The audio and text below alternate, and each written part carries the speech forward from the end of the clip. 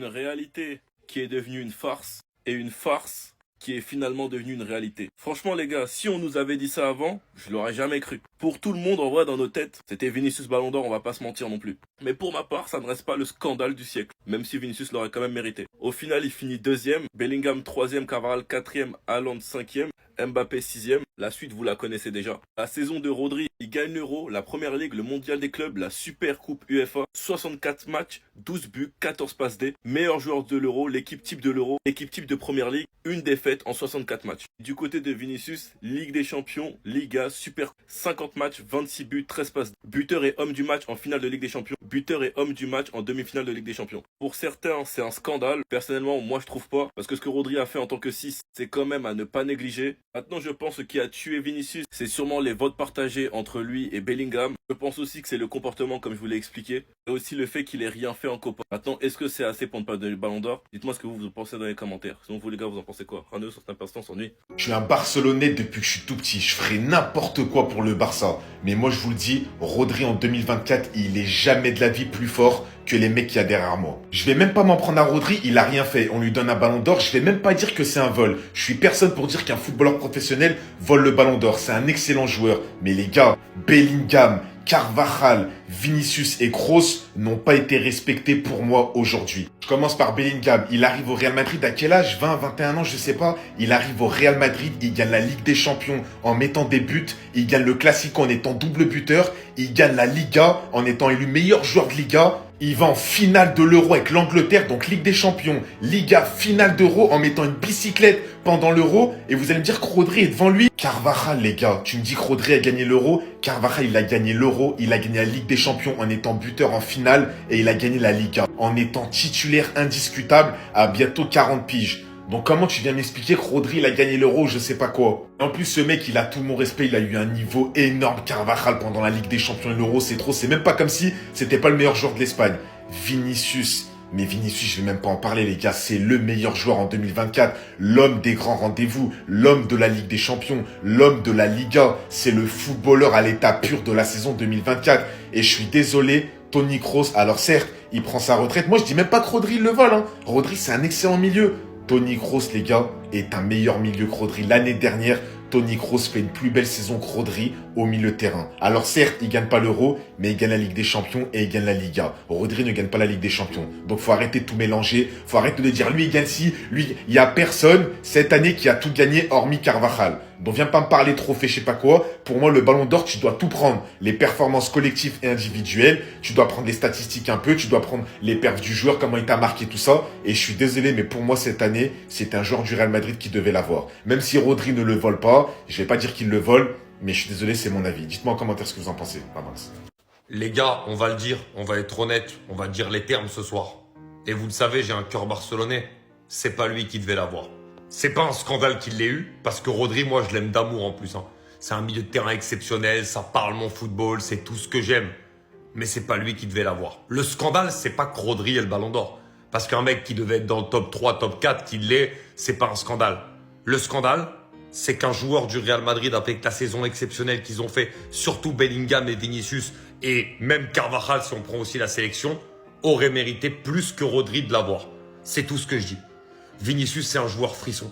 On a toujours récompensé avec le Ballon d'Or des joueurs comme ça en attaque qui font la différence. Et là, quand il y en a un qui fait une saison exceptionnelle en faisant la différence, on lui donne pas. Bah là, je suis désolé, c'est pas normal. Ou alors Bellingham qui fait une saison exceptionnelle, qui est aussi très très bon avec sa sélection. En fait, ce que je comprends pas dans le Ballon d'Or, c'est que des fois, l'Euro et la Copa América, ça compte pas. Et des fois, ça compte plus que la Ligue des Champions. C'est pour ça que ce trophée, en vérité, je le comprendrai jamais sur plein de points. Et franchement, voilà, je le redis, c'est pas un scandale que Rodri l'ait. Mais le scandale, c'est qu'un joueur du Real Madrid ne l'est pas après la saison exceptionnelle qu'ils l'ont fait. Et j'ai déjà fait une vidéo dessus. Je comprends totalement que Pérez et les autres ne soient pas allés. À un moment donné, on va arrêter la langue de bois, les gars. Ça va 2 minutes. Mais quand tu es boycotté dans un trophée comme ça, moi, je comprends que tu n'y ailles pas. Et c'est tout à fait normal que le Real n'ait pas été. Parce que le Real a été boycotté de cette cérémonie, très clairement. Mais je croyais que c'était une blague, wesh. Il a vraiment pas eu le Ballon d'Or. Moi, je pensais que c'était une blague. Ils allaient dire, ouais, c'est bon, on rigole. Ils allaient mettre la tour Eiffel et tout avec Vinicius avec son Ballon d'Or dans les mains. Et à sa place, là, je serais en dépression. Je serais au bout de ma vie. Ça fait 2 mois, 3 mois, 1 an qu'on lui dit qu'il va être le ballon d'or, même lui, il y croyait dans sa tête jusqu'au Classico. Il a dit à Gavi, lundi, je serai ballon d'or. C'est Rodri qui vient d'avoir le ballon d'or. La vérité, les gars, c'est choquant. Je suis choqué. L'année 2024 était l'année de Vinicius Junior et aucun autre joueur. C'était son année, c'était son ballon d'or. Je sais pas c'est qui vote, mais tu fais un sondage dans tout le monde entier. On est 8 milliards sur Terre. Je peux t'assurer que celui, par les fans de foot, celui qui termine avec le plus de pourcentage de voix, c'est Vinicius. Et aujourd'hui, il n'a pas eu le ballon d'or. C'est une véritable dinguerie. Regardez quand même l'année qu'il a fait. Performance individuelle, 38 matchs, 26 buts, passe D13, titre remporté, Ligue des Champions, il marque en finale, la Liga, Super Coupe d'Espagne, récompense et 10... Les gars, il a fait trop de choses. 3 fois joueur du mois au Real Madrid, 12 fois homme du match en finale de la Super Coupe, homme du match en demi-finale de la Ligue des Champions, moment clé, triplé en finale de la Super Coupe d'Espagne, but en finale Ligue des Champions, 7 GA, ça veut dire passe des plus buts, en phase finale de la Ligue des Champions. Il est déjà dans les meilleurs passeurs de l'histoire de la Ligue des Champions. Les gars, wesh, y a pas de souci. Rodri, c'est un excellent joueur, Bellingham. Mais comment vous voulez que Vinicius y fasse plus, les gars? En fait, les gars, ces deux images, elles sont terribles. Moi, je pense qu'à une personne, c'est Gavi. Moi, lundi, je prends le ballon d'or. Vinicius à Gavi samedi. 48 heures plus tard. Imaginez-vous juste 2 secondes, Gavi derrière son écran. Ce n'est pas Vinicius qui prend le ballon d'or. Il a tapé 4-0 Madrid samedi et c'est son coéquipier de sélection qui prend le ballon d'or devant Vinicius. Mais au moins, il y a une bonne nouvelle, c'est que Vinicius Prime arrive parce qu'il fera plus. Il a tweeté. Je ferai 10 fois plus s'il le faut, ils ne sont pas prêts. Bon, maintenant, les gars, on attend juste de voir. Parce que Vinicius est déterminé. Et d'après ce qu'on dit, il n'y a rien de plus effrayant qu'une bête blessée. Mais en tout cas, les gars, pour revenir à tout ça, Rodri ballon d'or, Lamine Yamal trophée Copa, 4-0 pendant le dernier Classico, 4-1 contre notre bête noire le Bayern, 6 points d'avance en Liga. Mais les gars, je suis l'homme le plus heureux du monde. Les Barcelonais, on a passé une semaine, mais c'est du luxe. Profitez les gars, dites je t'aime à vos parents, profitez de vos proches, soyez bons avec tout le monde autour de vous, parce que tout ce qui se passe les gars, c'est exceptionnel. Enfin bref, sinon vous les gars, vous en pensez quoi? Rendez-vous sur Snap Insta, on s'ennuie. J'ai juste un truc à dire les gars, Madine Massia et qu'est-ce que ça fait plaisir. Qu'est-ce que ça fait plaisir. Dani Olmo qui finit dans le top 13 au Ballon d'Or. Lamine Yamal, il n'y a pas encore de réponse, mais il est dans le top 10 minimum. Quand je vous avais dit que Lamine Yamal allait être dans le top 10 minimum, on m'a pris pour un fou. J'espère que maintenant vous allez vous taire, qu'on se tait. Lamine Yamal qui remporte le trophée Copa, Koubarsi qui termine 5ème. Personnellement, ça aurait pas été ça mon classement. Je ne sais pas trop ce qu'Arda Güler fait 2ème, alors que Savinho, Maino font une bien meilleure saison que lui. Savinho, grosse saison à Gérone, Maïné très bon à United et de très grosses performances à l'Euro. On savait rire à l'ancienne quand ça disait que Zaïre Emery il allait remporter le trophée Copa devant Lamine Yamal. On savait rire. Lamine Yamal, 10 buts, 13 passes D. Koubarsi, 5ème. Franchement, les gars, les émotions. La Masia. Laporta est l'homme le plus heureux du monde actuellement. Il est fier de ses joueurs. Lamine Yamal succède donc Pedri ainsi que Gavi. L'année dernière, c'était Bellingham. Et franchement, les gars, le meilleur reste à venir. Surtout quand tu vois la forme du Barça. Mais vous inquiétez pas, les gars, qu'avec le début de saison que Koubarsi est en train de faire, ce sera lui le prochain après Lamine Yamal qui gagnera le trophée Copa. Sinon, vous les gars, vous en pensez quoi? Nous, sur Snap Instant, on s'ennuie. Je viens de tout comprendre, je viens de voir la lumière. Hansi Flick, ma parole que t'es un génie. Regardez-moi ça. Le FC Barcelone est l'équipe qui fait concéder le plus de hors-jeu cette saison en championnat dans le top 5 européen. Regardez bien. Première position, le Barça, 77 fois. Deuxième, Brinton, 35 fois. Regardez-moi la différence d'écart. Toi, frérot, je t'aime. Ma parole, Hansi Flick, on t'aime. Regardez, même sur cette photo, Ancelotti, il est hors-jeu. Regardez la main, il est hors-jeu. Ma parole, il est trop intelligent. C'est un génie. Sa tactique des hors-jeux, c'est trop. Il a bousillé le Real. 4-0 juste avec ça. Ils ont vu flou tout le Bernabéu, ils ont vu flou Vinicius et Mbappé, il te les a rendus fous. Et sans parler du coach qu'il est, la façon dont il a fait progresser certains joueurs. Oubliez pas qu'il a remis Lewandowski à son prime. Il a repris Pedri sans blessure, il te l'a remis sur pattes. Il a pris Rafinha. Déjà que la saison dernière, Rafinha était excellent. Là, il est tout simplement injouable. Rafinha, il est en train de nous faire une saison de ballon d'or. Il nous a pris Hansi Flick, le Barça. On avait la tête sous l'eau, frérot. On était en train de se noyer. On criait au secours. Il nous a entendu, il est venu nous chercher dans l'eau, il nous a ressorti. On a de l'oxygène maintenant, on tape tout le monde. Grâce à cet homme, on met des scores à tout le monde tous les week-ends. On revit le Barça est la meilleure équipe du monde actuellement. Ma parole des 4-1, 3-0, 6-0, 5... Eh les gars, Hansi Flick, merci pour les travaux, frérot. Maintenant, je comprends mieux la tactique, frérot. Je comprends mieux pourquoi notre défense, elle monte aussi haut. T'inquiète pas que je comprends. Arrête! Arrête! Arrête! Arrête! Même n'avancez pas sur le terrain, il continue. Et oui les gars, le trophée Raymond Kopa récompensant le meilleur jeune de l'année est élu sans aucune surprise à Monsieur Lamine Yamal. Mais les gars, c'est pas ça qui est le plus choquant. C'est que là on vient d'apprendre que Lamine Yamal, 17 ans, est dans les 8 du Ballon d'Or. Il est dans le top 8, pas 10 parce qu'on vient d'apprendre que Kane est 10e et Kroos est 9e. La dictature barcelonaise bien évidemment, Gavi, Pedri et maintenant Lamine Yamal. Et les gars, il a 17 ans. 17 ans. Il est top 8 au Ballon d'Or. Il est trophée Raymond Kopa. Il a des stats d'un mec de 20 ans. Je crois qu'on n'avait jamais vu un aussi jeune joueur atteindre un classement aussi haut au Ballon d'Or. Et c'est totalement mérité. Contrairement à la première place, ça on en reparlera. Mais les gars, Lamine est tout simplement grandiose. La vraie image de la soirée, les gars, elle est là. C'est Lamine Yamal qui représente le football ce soir. 17 ans dans le top 10 Ballon d'Or à 17 ans avec des joueurs de malade mental. Trophée Kopa. Eh les gars, il est pas de ma famille, mais c'est comme si j'étais de sa famille. Je suis tellement fier de lui, les gars. Il y a 3 ans, 4 ans, on le connaissait même pas. Au Ballon d'Or avec son père, son petit frère et sa mère. Imagine la fierté de ses parents, les gars, de voir son fils de 17 ans au Ballon d'Or. Et je vous jure que c'est pas la première fois et c'est pas la dernière du tout. Ce soir, c'est aussi la soirée du Barça. C'est aussi le FC Barcelone qui gagne. 3 joueurs du Barça récemment récompensés au Trophée Kopa. Pedri et les 3 joueurs, bon presque. Pedri, il n'est pas formé à la Masia, mais pour moi, c'est comme s'il était formé à la Masia. Gavi, Pedri, Lamine Yamal. Mais jusqu'où va s'arrêter de former des pépites le FC Barcelone? Je vais même pas parler plus, les gars, mais quelle saison il nous a fait. L'Euro avec l'Espagne, c'est le meilleur joueur espagnol. Ma parole que Yamal, c'est le meilleur joueur d'Espagnol devant Rodri. C'est juste qu'il a 17 ans, on le sait très bien. Il a été élu meilleur jeune de l'Euro. Il aurait eu 25 ans, 26 ans, il aurait été le meilleur joueur avec le Barça. Encore une fois, le Classico 4-0, l'année dernière, il nous a fait oublier Dembélé comme ça. Comme ça, il nous a fait oublier Dembélé. Il a des qualités extraordinaires. C'est un joueur qui a une telle intelligence et une telle maturité sur le terrain. Lamine Yamal, merci.